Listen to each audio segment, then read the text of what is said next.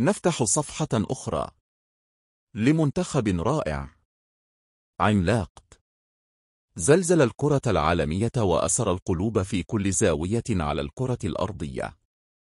إنه المنتخب المغربي الذي خصصنا له في هذا الفيديو 5 فصول كاملة لنوفيه شيئا من حقه، و5 بعين من لا يصلي على النبي.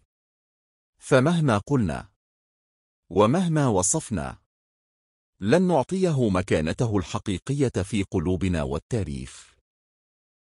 سنسافر في هذه الفصول من التاريخ والنشأة إلى الإنجازات الكبرى، ومنها إلى الجيل الذهبي الحالي، ثم نتأمل معا في الرحلة الفلكية نحو كأس العالم في 2026. فكل ما سنقوله اليوم ليس للتقليل من أي منتخب آخر، فجميع المنتخبات لهم مكانتهم، ولكن الحديث اليوم و5 فصول نخصصها لأسود الأطلس، وبإذن الله تكون هذه الرحلة تحية لكل من يؤمن أن الحلم ممكن، وأن العرب يستطيعون إذا أرادوا. الفصل الأول. بكل فخر وهيبة نفتح الكلمة على منتخب ليس كغيره، ليس فقط فريقا يلاحق الكرات، بل أمة تجري في عروقها الكرة نفسها. إنه المنتخب المغربي الذي كتب للعالم كله بيد من نار وفخر أن الكرة لا تلعب فقط في الملاعب، بل تلعب في القلوب والتاريخ والهوية. منتخب لا يقاتل فقط لفوز، بل يقاتل لشعب وأمة وقارة كاملة. منتخب أثبت في كل لمسة وتحرك أنه يستحق أن يكون من كبار الكبار. في مونديال قطر صعد المغرب كأنه ينادي العالم: ها أنا ذا، من طين الأراضي والكفاح صاغني الحلم والكبرياء. لم تكن مجرد مباريات، بل كانت رحلة كشف ووعي وإيمان أن المستحيل سيزول إذا آمنت وأحببت وقاتلت حتى آخر النفس. في هذا الفيديو نسير في طريق المجد، نحكي التاريخ كما لم يروى من قبل، وننظر إلى مستقبل قد يكون أعظم مما نتخيل. فهذا المنتخب يستحق أن يحفظ في صدور العظمة. الفصل الثاني. ولادة الأسود والبدايات الأولى في خمسينات القرن العشرين.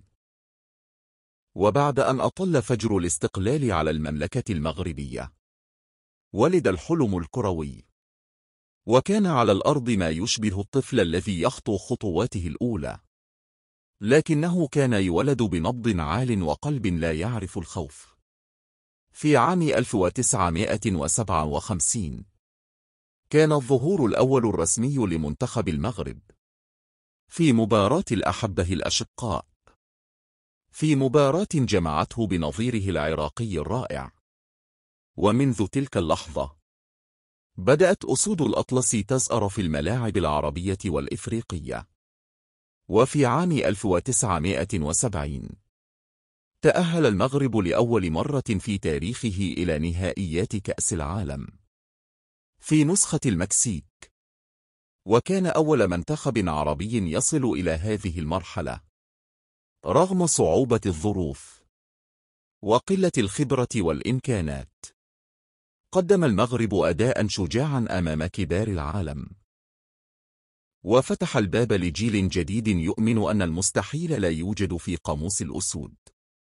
وفي نسخة 1986 كتب الإنجاز الكبير في دفاتر التاريخ، عندما أصبح المغرب أول منتخب عربي وإفريقي يتأهل إلى الدور الثاني من كأس العالم. وصمد الأسود أمام عمالقة، وتحولوا من فريق صعيد إلى فريق يخش. كان ذلك التأهل بمثابة رسالة واضحة للعالم أن المغرب لا يمثل نفسه فقط، بل يمثل عالماً عربياً وإفريقياً يبحث عن المجد. ومن ذلك اليوم لم تعد كرة القدم في المغرب مجرد لعبة، بل أصبحت مرآة للهوية والكفاح والإصرار. الفصل الثالث: معجزة قطر وزائر الأسود في مونديال 2022. كان العالم يستعد لعرس كروي استثنائي في دولة عربية لأول مرة في التاريخ. كرة القدم كانت تلبس زياً جديداً وتنطلق من صحراء الخليج إلى قلوب المليارات. وفي وسط هذه اللحظة الكونية ظهر المنتخب المغربي، وكأنه كان يخرج من رحم الأساطير ليصنع التاريخ، لا لنفسه فقط، بل لكل من آمن أن الكرة تلعب بالروح قبل القدم. في دور المجموعات تصدر المغرب مجموعته التي ضمت كبريات الكرة: بلجيكا، كندا، كرواتيا. وفي كل لقاء كانت الأسود تزأر بأعلى ما في العالم من قوة. وعندما ظن الكل أن المفاجأة قد وقعت وانتهت، كانت المفاجأة الكبرى في دور 16 عندما أطاح المغرب بإسبانيا برجولة وذكاء وتكتيك خالد. ثم جاء دور البرتغال، كريستيانو رونالدو ونجومه يسقطون في مصيدة أسود الأطلس الذين لم يرحموا أحدا ولم يتوقفوا عند مجد قديم، بل خلقوا مجدا جديدا في أرض العرب وأمام أعين العالم. كان المغرب أول فريق عربي وإفريقي يصل إلى نصف نهائي كأس العالم. في ذلك الليل كانت الرياح تهتف باسم المغرب، والدموع تتساقط في كل بقعة من الأرض، فخرا وفرحا وعزة. ولم تكن القصة قصة كرة فقط، بل قصة أسرة وشعب وأمة تقف وراء اللاعبين. كل لقطة كانت تحمل رسائل الحب والقرب: صالات في الملاعب، أم تقبل ولدها، وأسود تقاتل كأنها في رحلة خلود. في ذلك الموسم أثبت المغرب أنه لا يمثل جيلا واحدا، بل يمثل جيلا كاملا من الأحلام والكرامة. وكان السؤال الذي طرحه الكل: إذا كان المغرب قد فعل هذا في 2022، فماذا سيفعل في 2026؟ الفصل الرابع: الجيل الذهبي وحلم القمة. لم يأتي ما حدث في قطر صدفة، ولم يكن حلما عابرا، بل كان نتيجة جيل استثنائي تشكل بعناية وترعرع بين أصوات المدرجات ونبض الجماهير. إنهم نجوم المغرب الجدد، وفي طليعتهم أشرف حكيمي، اللاعب الذي يجمع بين السرعة والدقة والإيمان. يسار المغرب يضيء بحضوره، والدمعة التي سقطت من عينه في المونديال كانت أبلغ من 1000 كلمة. ويأتي في القلب صخرة الوسط، سفيان أمربط، الذي جعل كبريات أوروبا ترتعد من قوته وصموده. ويأتي سفيان بوفل، الراقص على الخطوط، الذي جعل كل لمسة له معزوفة من السحر والإبداع. ويسطع اسم نصير مزراوي، وزيش، واليامق، والحارس العظيم ياسين بونو، الذي كان جدارا يقاتل من أجل حلم يسكن قلب أمة. وراء هذا الجيل كان هناك رجل، قائد، صامت بالكلمات، صاخب بالأفعال، وليد الركراكي، المدرب الذي جاء في اللحظة الأخيرة، لكنه غير كل شيء. بنى فريقا يؤمن بنفسه، وأعاد الأسود لتكون أسودا حقا. إنه جيل ذهبي في كل معنى، وهو الجيل الذي يسير الآن نحو موعد جديد في نسخة كأس العالم في 2026. فهل يفعلونها مرة أخرى؟ أم أنهم سيصنعون ما هو أعظم من ذلك؟ الفصل الخامس: الطريق نحو 2026 والأمل الجديد. بعد ذلك العرض الأسطوري في قطر، لم يكن أحد في العالم يستطيع تجاهل المغرب، فقد أصبح على كل لسان، وفي كل تصنيف، وفي كل حسابات المدربين والمحللين.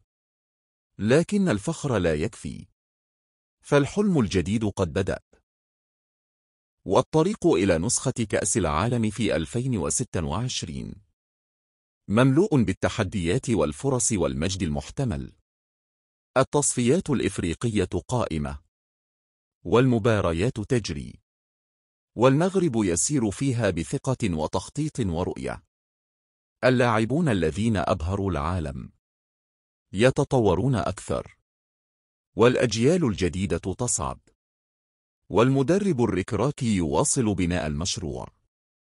كأس العالم في 2026 سيقام في 3 دول: الولايات المتحدة الأمريكية، كندا، المكسيك.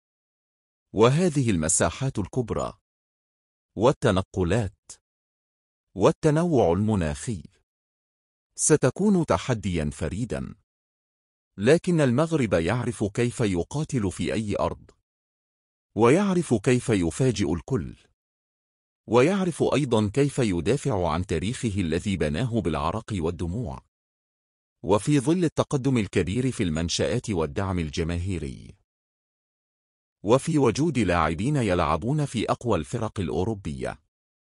يبدو أن المغرب لا يريد فقط أن يشارك، بل يريد أن ينافس على اللقب. وما كان في قطر قد يكون مجرد بداية لشيء أعظم، لشيء قد يزلزل التاريخ مرة أخرى. الفصل الخامس: الرحلة الكبرى نحو 2026 وحلم القمة. اللحظة التي توقف فيها العالم ليصفق للمغرب في مونديال 2022 لم تكن نهاية قصة، بل كانت بداية فصل جديد. وبكل ثقة يمكننا أن نقول إن المستقبل يحمل ما هو أعظم. الرحلة نحو كأس العالم 2026 قد بدأت بكل جدية. المنتخب المغربي يدخل التصفيات وهو لا يبحث عن التأهل فقط، بل يبحث عن تأسيس مجد جديد يفوق كل ما حدث في قطر. اللاعبون الذين سطعوا في السماء أصبحوا أكثر نضجا وتجربة، وفي الجهة الأخرى تظهر أسماء جديدة تصعد وتتطلع لحمل الراية. ولذلك فإن المغرب اليوم لا يفكر كفريق يريد التمثيل المشرف، بل كفريق يستهدف القمة نفسها، ويخطط لكونه أول منتخب عربي وإفريقي يصل إلى النهائي، ولم لا، أن يفوز باللقب نفسه.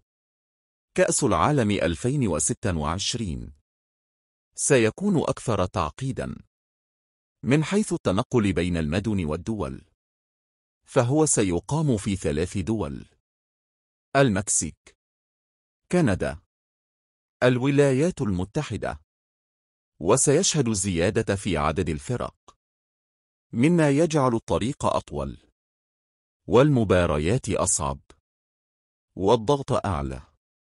لكن المغرب يجيد التعامل مع المستحيل، وقد برهن على ذلك من قبل، وهو اليوم يجهز لتكرار الإعجاز بطموح أعلى، وخبرة أقوى، وجيل أشرس وأنضج. وفي الوقت الذي يشهد فيه العالم تراجع بعض القوى التقليدية، يبرز المغرب كأمل جديد، وصوت عربي قادر على قلب كل التوقعات. وإننا إذ ننظر نحو 2026 فإن القلوب كلها مع المغرب، والأدعية تختلط بالحلم، والأغاني تختلط بصوت المشجعين، والعيون تتطلع إلى يوم قد تكون فيه الراية المغربية في القمة، حيث لا يصل إلا الكبار. فهل يفعلها المغرب؟ هل يغير كتاب الكرة إلى الأبد؟ هل يكون أول من يكسر حدود المسافة بين الحلم والحقيقة؟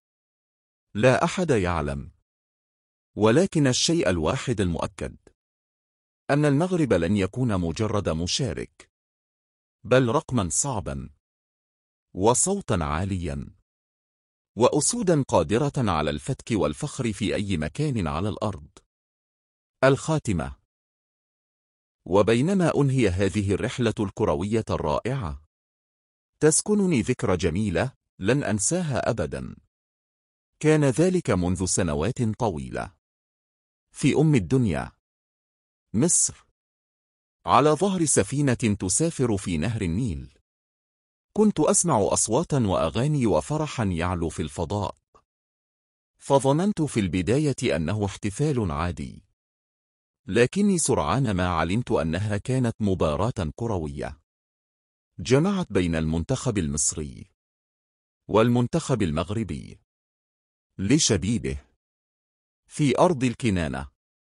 وفي تلك اللحظة كان الفوز من نصيب المغرب، ولكن الفرح لم يكن للمغاربة وحدهم. رأيت اللاعبين يرقصون ويحتفلون، ومعهم أحباؤهم من مصر وحتى من دول عربية أخرى.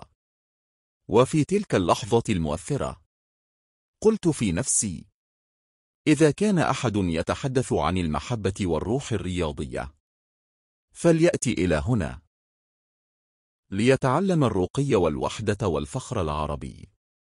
فعلا كانت لحظة تسقط فيها الدموع، ليس حزنا بل فرحا، احتراما وتقديرا وفخرا.